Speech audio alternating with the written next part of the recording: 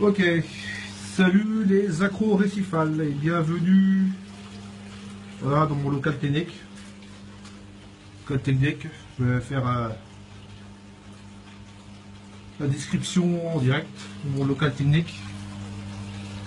Bon voilà, là c'est un petit refuge à poissons, je fais une quarantaine avec. Bon voilà, bon pour commencer déjà on va parler peut-être ce que je vous montre. Ce que je vous montre, ça c'est les descentes d'eau. Donc j'en ai trois sur mon aquarium. J'en ai trois le bac est percé en 3 fois 40. Donc l'eau va directement dans mon bac et va dans ce refuge. Que je n'ai pas encore allumé, je vais allumer tout à l'heure. Et j'ai deux descentes de 40 aussi, directement du bac.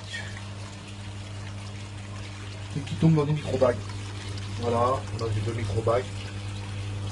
Alors, je ne sais plus si c'est de 200 microns ou 150 microns. Là, ce qu'on voit, là, c'est la pompe de l'écumeur. C'est un Bubble King Deluxe 250. Voilà. Ça marche très très bien. Et bon, il n'y a pas mieux sur le marché. Ça, c'est un réacteur inoxyde. Voilà les billes, hein. Je sais pas dit. C'est un double Merblus. Bon, je ne sais plus la référence. Ça marche très très bien aussi. Là à côté c'est le réacteur à fluidiser. On voit pas très bien alors. Je ferai une pile.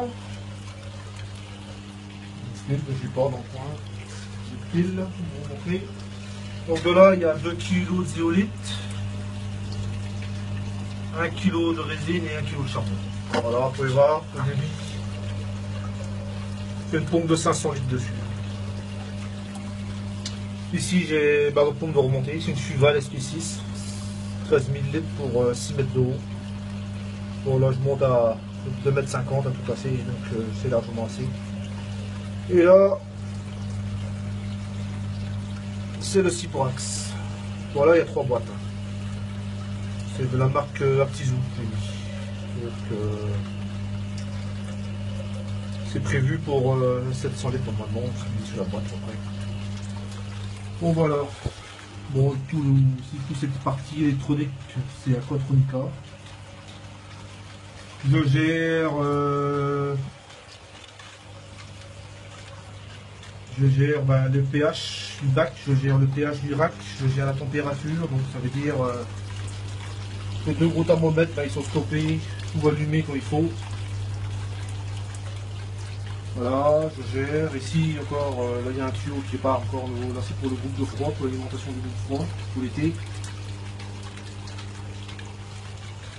Donc on va allumer le refuge. Je vais vous montrer un peu comment ça se passe. Donc, ce que je vous montrais tout à l'heure, c'était toute la partie Aquatronica. Voilà. C'est un appareil assez sympa. Bon voilà, là c'est la partie refuge. Voilà, c'est un bloc, ça pousse. Une rampe, c'est une rampe attique là-dessus. Bon voilà, mais j'ai pas tout animé les tubes. Il n'y a que 4 tubes dessus. Il y a 4 tubes, bon bah la colère, ça pousse. Ça pousse, c'est rempli de plein air. Bon, les vides sont parfaites. Hein. Bon, c'est un refuge. Donc voilà. Il y a beaucoup de microphones à l'intérieur. Hein. Je sais pas si l'appareil arrivera à faire ce qu'il faut.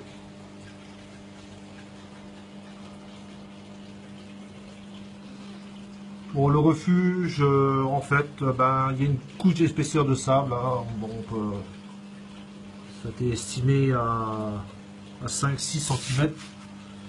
J'ai mis 50 kg de roches vivantes directement d'Indonésie. Un peu de colère. Et j'ai laissé faire la vie là-dedans.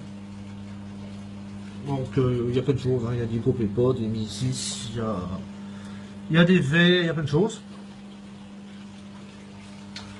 Bon, voilà, ça c'est la partie refuge, hein, c'est la plus grosse partie. Il y a 600 litres, hein, 600 litres de refuge quand même. Hein. Pour la charge en haut, il y a 2000 litres de flotte en haut, pour le gros bac. Bon voilà, bon ici j'ai un autre petit bac encore, que je me sers de quarantaine, de plein de choses, de bac à bouture. Voilà, ça c'est éclairé par une envergro, une rampe. Bon, ça marche, mais bon, pour un 120 litres, hein, ben, faut que ça pousse, et ben, voilà, comme vous pouvez le voir, tout est à fond, 100%. Voilà. Bon, aussi pour les compléments d'eau douce, voilà, alors les compléments d'eau douce, c'est cette cuve là, 200 litres de capacité, petite pompe, 12 volts dessus, robinet pour la remplir directement, et cet appareil là, on peut voir, c'est un Puratech 200 Osmoser. Voilà. Alors dessus il y a une cartouche 5 micros, cartouche charbon. Et ça c'est Anicati, c'est des résines. Donc là c'est le TDS qui est offert, qui est mis dessus. Bon, quand c'est à 0 c'est bon, quand c'est plus à 0, bah, on change cette cartouche là. Et ici, bon tuyau ça passe sans sous la fenêtre. Et ici j'ai encore 3 cartouches de résine en cas de chasse, qui traitent aussi l'eau. Toujours à 0. Voilà. Alors ça je le demande de déverser directement dans cette cuve là, par ce biais de ce petit robinet là, autrement je le fais déverser dans cette grande cuve là. Cette grande cuve là, voilà, vous allez voir. Alors c'est là que je stocke mon eau de mer quand je la fais. Donc je la remplis, c'est là-dedans que je fais toute ma réserve d'eau de mer. Alors on est là-dessus. Alors, je vais vous montrer un peu, je vais vous expliquer un peu comment je fais. Donc, je stoppe tous mes appareils pour faire mon changement d'eau. Donc, tous mes prises qui sont là, qui sont mises, je change tout, voilà, je stoppe tout, la tombe de remonter. Et comme la cuve technique, elle est percée, comme vous pouvez voir là, par le biais de cette petite vanne qui est ici, ben, j'ouvre les vannes.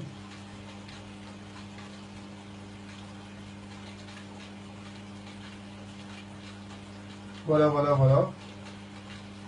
Donc ça vide toute cette vanne. Je la referme.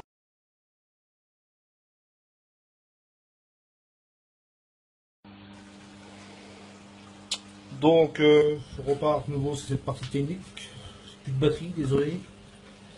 Donc par cette pompe, par le biais de cette petite pompe là, je la branche ici, ça fait tout le tour ici, et ça me renvoie de l'eau directement dans la cuve technique. Et voilà, donc j'attends que le niveau soit à ce niveau là, et je rebranche tous les appareils. Donc voilà, je refais, comme c'est marqué là, les 294 litres en direct, sans soulever une charge d'eau. Voilà. Comme certains le savent, comme je fais des missions à l'étranger, c'est ma femme qui s'occupe du direct, qui s'occupe du changement d'eau quand je ne suis pas là. Donc c'est elle qui s'occupe de tout ça. Elle fait la même chose que moi. Bon, ici c'est un rack qui pour l'instant me convient, mais dans l'avenir il ne me conviendra plus. Bon voilà, le bac a été chargé déjà en ARN il y a 2 mois maintenant. 2 mois. Donc il a quand même perdu, il a été chargé ici jusqu'au max. Donc j'ai déjà consommé tout ça déjà en 2 mois. Bon voilà, ça c'est le débit, le combule. Pareil aussi je gère le pH interne grâce à l'Aquatronica par cette sonde là. Et elle ouvre, elle ferme la vanne qui est ici. Voilà. Je vais vous montrer le débit d'eau si certains ça intéresse. Voilà, c'est grand ouvert.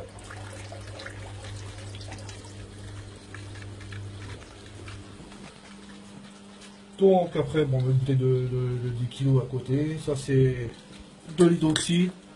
Ça c'est du calcium, mais je n'utilise pas. Voilà, ça c'est la bouffe pour mes deux petits copains qui sont là.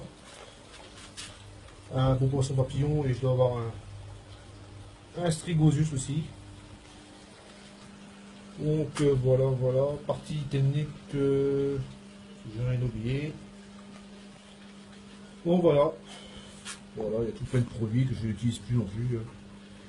Un coup on prend ceci, un coup on prend cela, maintenant je ne tourne plus. D'abord mes deux gros, mes sauts de sel là-bas. Non, je tourne plus qu'avec ça maintenant, hein, depuis un petit moment. Bon voilà, bon j'espère, ah si, j'ai oublié de parler de ça. Tiens. Ça c'est quoi? Et ben c'est mon magnésium en fait. Voilà, je fais du baling sur le magnésium. Donc comme j'ai énormément de consommation de magnésium, donc je le fais en liquide. Bon voilà, par la petite pompe doseuse. Je sais pas si on voit bien. Donc ça veut dire j'injecte 335 ml tous les 3 heures. Et ici aussi des oligo-éléments aussi de la même marque. Voilà, j'ai le A, le B et le C. Pareil, je gère ça sur pompe doseuse. La pompe doseuse, elle est là. C'est une G-Bao. C'est une G-Bao, ça marche très très bien. Ça fait 1 an et demi que je l'ai. Il n'y a pas de souci là-dessus. Donc voilà. Voilà, la salle n'est pas très très grande. Hein. Voilà. Et c'est sous la maison. Donc voilà, on a quand même le gros aquarium au-dessus. Bon, ok.